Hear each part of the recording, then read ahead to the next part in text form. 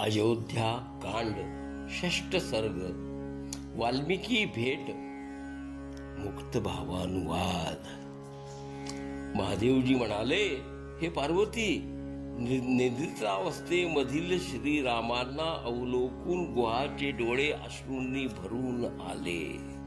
तो विनयपूर्वकच लक्ष्मणास म्हणाला, बंधू लक्ष्मणा, पहा बरे, जे रामचंद्र उत्तम महाली उत्तम प्रकारे शृंगारित सुवर्ण पलंगी सीते संवेद निद्रित होत, तेच आज कृष्णी पाने यांनी बनविलेल्या पथारीवर पहुडले आहेत।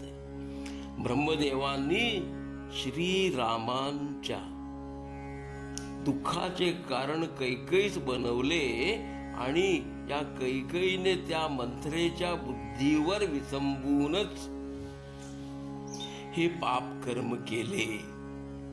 ते वचन ऐकून लक्ष्मणाने गुहास समजाविले की एखाद्याच्या दुःखाचे कारण अथवा एखाद्याच्या सुखाचे कारण दुसरा कोणीही होऊ शकत नाही, तर माणसाने पूर्वी केलेले कर्मच त्याच्या सुख दुःखाचे कारण बनते।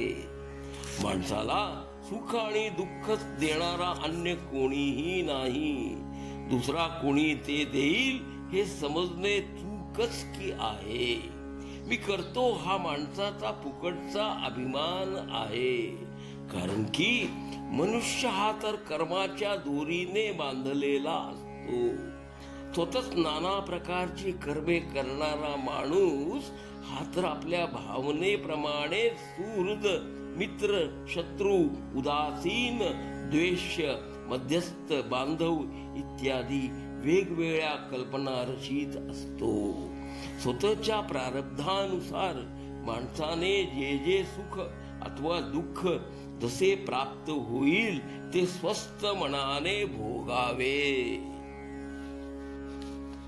माणसाने भोगांची प्राप्तीची इच्छा करू नये, भोग येऊ नयेत अशी इच्छाही करू नये। भोग येवोत अथवा न येवोत असे मानूनच माणसाने भोगांचे अधीन होऊ नयेत। ज्या ठिकाणी, ज्या काळात, ज्या योगाने, ज्या कोणी जे शुभ किंवा अशुभ कर्म केले असेल त्याचे परिणाम त्यास येथेच भोगावे लागतात। त्यापेक्षा वेगळे असे काहीही घडणार नाहीत। म्हणूनच शुभ किंवा अशुभ फळप्राप्ती झाल्यास हर्ष अथवा विषाद मानू नये, कारण सर्व काही विधात्याने ठरविल्याप्रमाणेच घडत असते। ते देव किंवा असुर यांनाही चुकविणे शक्य नाहीच। माणूस तर नेहमी सुख दुःखाने घेरलेलाच की असतो, कारण मुळात शरीराची निर्मिती ही मुळी पाप पुण्य यांच्यामुळेच की होत असते। म्हणूनच ते सुख दुःखाने युक्त असते। सुखानंतर दुःख प्राप्ती आणि दुःखानंतर सुख प्राप्ती होत असते। दोन्हीही दिवस रात्री प्रमाणेच माणसांना न टाळता येणारेच आहेत। अरे, सुखामध्येच दुःख असते आणि दुःखामध्येच सुख असते, हे दोन्हीही पाणी आणि चिखल यांच्या प्रमाणेच एकमेकात मिसळून गेलेले असतात असे म्हटले जाते। म्हणूनच हे सर्व काही मायाच आहे या भावनेने विज्ञानजन इष्ट अथवा अनिष्ट प्राप्ती झाली असता धीर धरून आनंदित ही होत नाहीत, अगर मोहित ही होत नाहीतच। गुह आणि लक्ष्मण अशा प्रकारे संभाषण करीत असताना आकाश उजळून पहाट झाली। श्री रामचंद्रांनी पाण्याचे आचमन करून प्रातःकाळचे संध्यावंदनही आटोपले। मग श्रीराम गुहास म्हणाले, मित्रा, माझ्याकरिता एक चांगली बळकट नाव मागवून घे। श्रीरामांचे हे वचन ऐकून विषादराज गुहाने स्वतःच एक चांगली बळकट नाव आणली आणि तो श्रीरामांना म्हणाला, स्वामी, सीता आणि लक्ष्मणासह नौकेत चढावे। माझ्या नातलगासोबत मी स्वतःच काळजीपूर्वक ही नाव चालवीन। ठीक आहे, असे म्हणून श्रीरामांनी प्रथम सीतेस नावी चढवले, नंतर गुहाच्या आधारे श्रीराम नावेत चढले आणि शेवटी लक्ष्मण सर्व आयुधासह नावेत बसला. आपल्या ज्ञाती बांधवांसहित गुहाने स्वतःच ती नाव चालविली.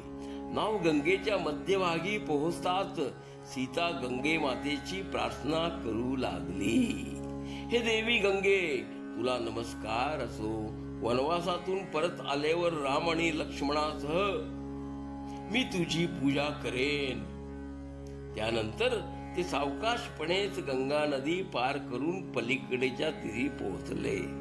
त्यानंतर गु आणि रघुनाथांना म्हणाला, हे राजेंद्रा, मी सुद्धा तुमच्या सोबत येईन, तशी अनुज्ञा द्यावी, नाहीतर मी प्राणत्याग करेन.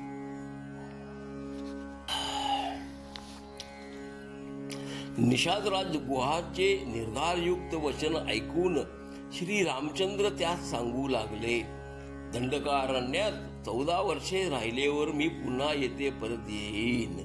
माझे वचन हे सदैव सत्यच की असते.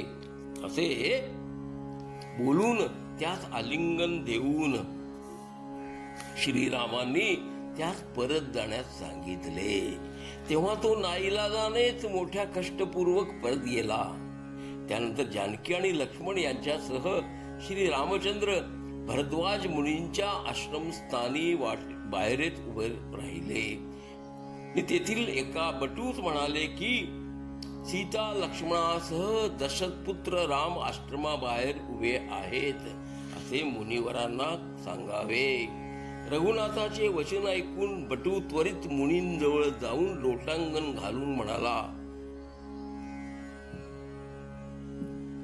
अहो भगवन, आपली पत्नी व लहान बंधू यासह आलेल्या देवतुल्य श्रीरामांनी ते आल्याचे आपणास कळविणेच सांगितले आहे.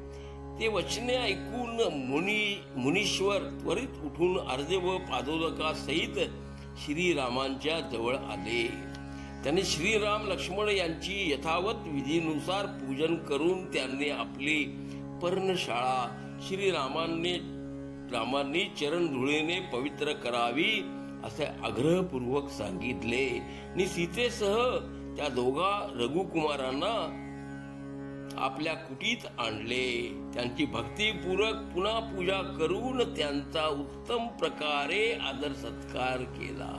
आणि उद्गारले, तुमची भेट झाल्याने माझी तपश्चर्या सफल झाली आहे.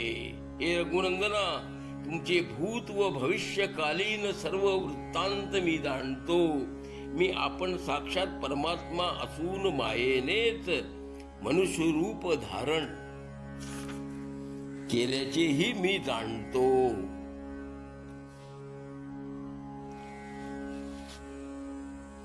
सर्ग 6 पुढे चालू.